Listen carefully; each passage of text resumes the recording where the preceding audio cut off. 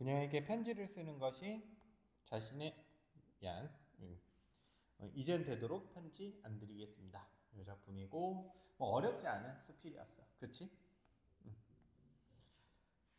그녀에게 편지를 쓰는 것이 자신의 존재를 증명하던 시절이 있었대. 과거 시제네. 그리고 경험을 제시하고 있고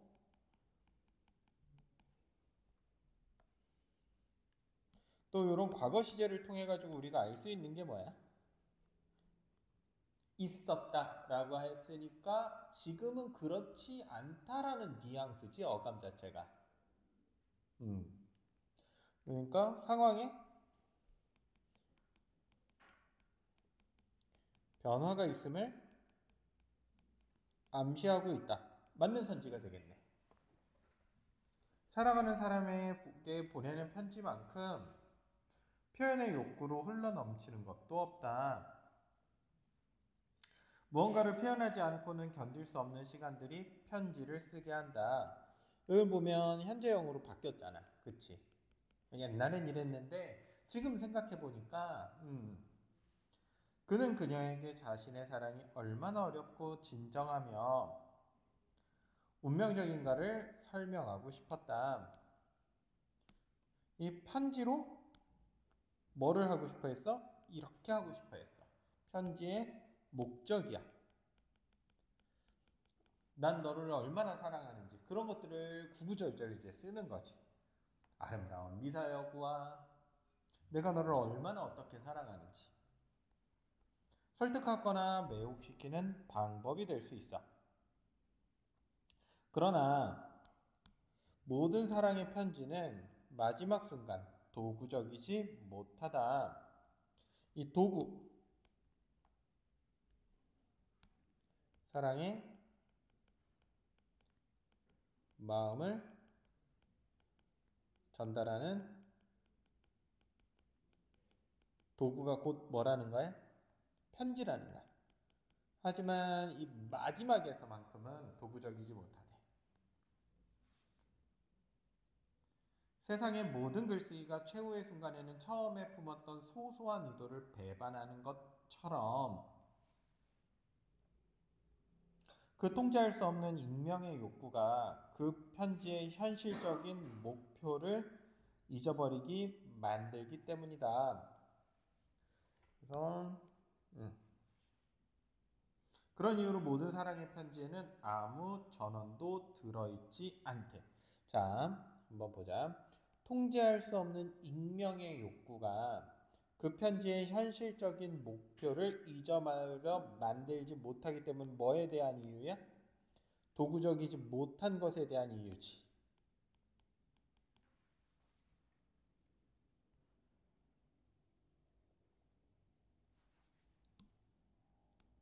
모든 사랑의 편지에는 아무런 전원도 들어있지 않아. 뭐 했기 때문에. 이것에 대한 이유가 여기 나와 있지.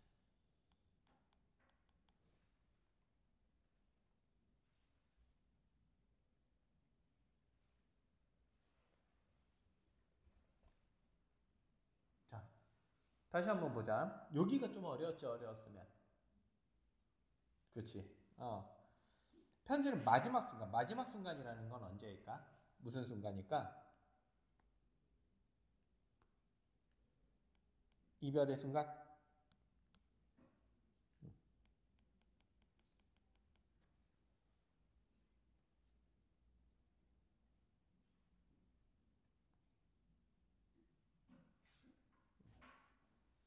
글쓰기가 최후의 순간에는 처음에 품었던 소소한 의도를 배반하는 것처럼 혹은 요 이별의 순간일 수도 있지만 편지의 끝부분일 수도 있지. 마지막 부분.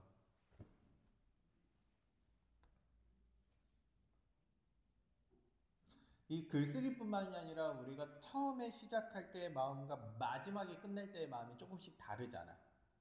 그걸 이야기하는 거야. 그 통제할 수 없는 익명의 욕구. 다시 말해서 처음의 순간. 너도 처음에 오늘은 열심히 공부해야지라고 생각을 하고 한 1시간 있으면 확 달라지잖아.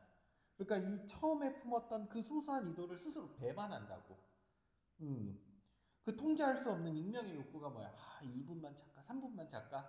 예, 처음에 품었던 의도와 그 달라지는 그 무언가 때문에 편지의 현실적인 목표는 뭐였어? 아까 사랑을 이야기하는 것. 그게 마지막 쯤에 있어서는 뭔가 달라진다는 거야.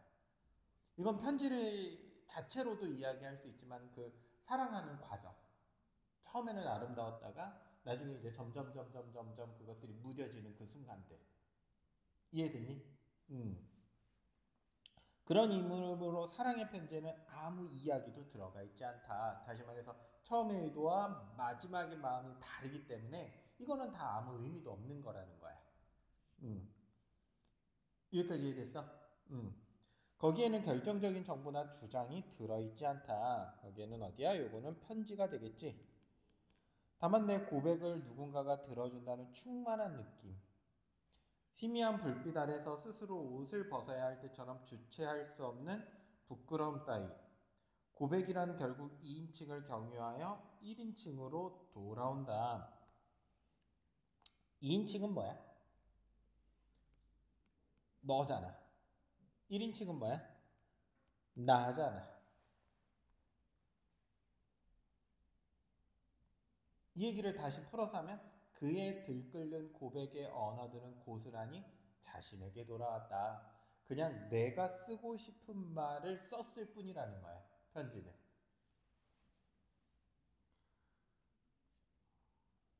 한동안 그는 사랑하는 땡땡에게로 시작하는 편지를 자주 썼대. 그녀는 그의 편지를 사랑했어. 정확하게 말하자면 편지 속의 글을 그녀는 사랑했어. 그러니까 사랑하는 누구에게 하고 매일같이 그 아름다운 이야기들을 썼어. 음, 매일같이 이렇게 했어. 고백했어. 사랑을 고백했어. 편지 속에는 그가 찾아낸 자신의 또 다른 영혼이 있었다. 또 다른 영혼의 그는 순수한 열정과 끝모를 동경과 깊은 이해심을 가진 존재였어. 그도 역시 그녀처럼 자신의 편지 속 1인칭 화자에게 깊이 매료되었어. 다시 말해서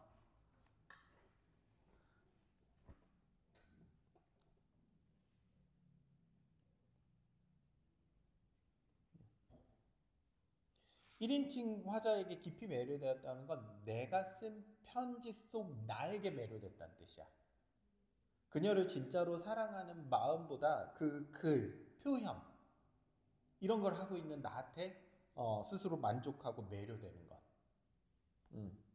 자, 그러면 이 부분 그가 찾아낸 또 다른 이 영혼.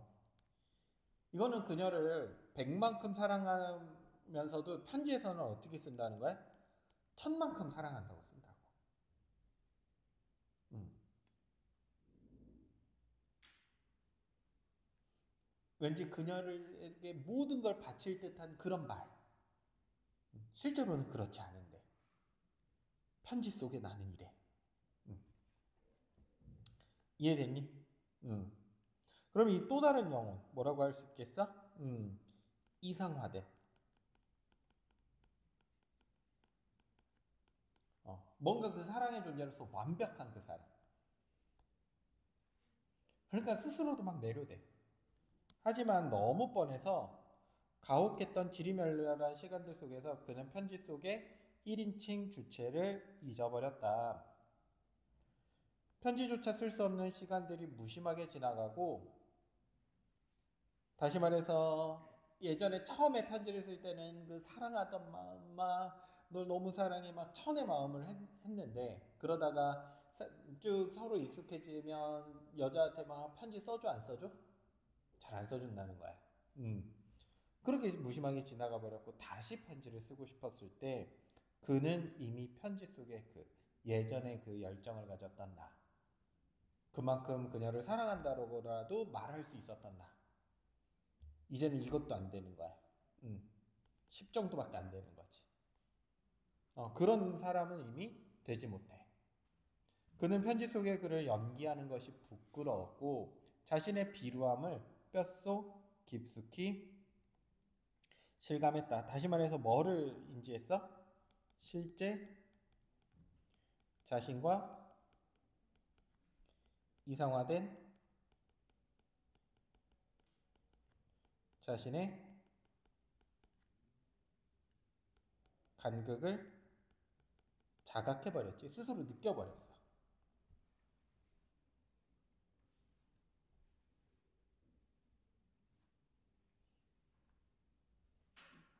그 순수한 인격을 외면하고 싶었다. 누군가가 듣기를 바라는 모든 고백이란 위선이 아니면 위약이다.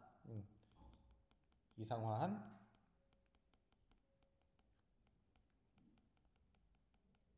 고백.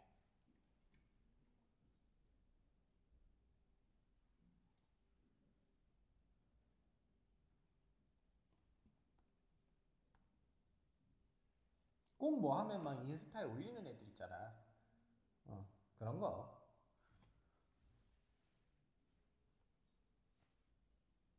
누군가가 이 얘기를 들어야만 내가 스스로 만족하는. 다시 말해서 나 자신의 만족이 아니라 누군가한테 들려줬을 때 그 모습 자체를 내가 사랑하는. 어. 자, 그런 부분들을 이야기하고 있지.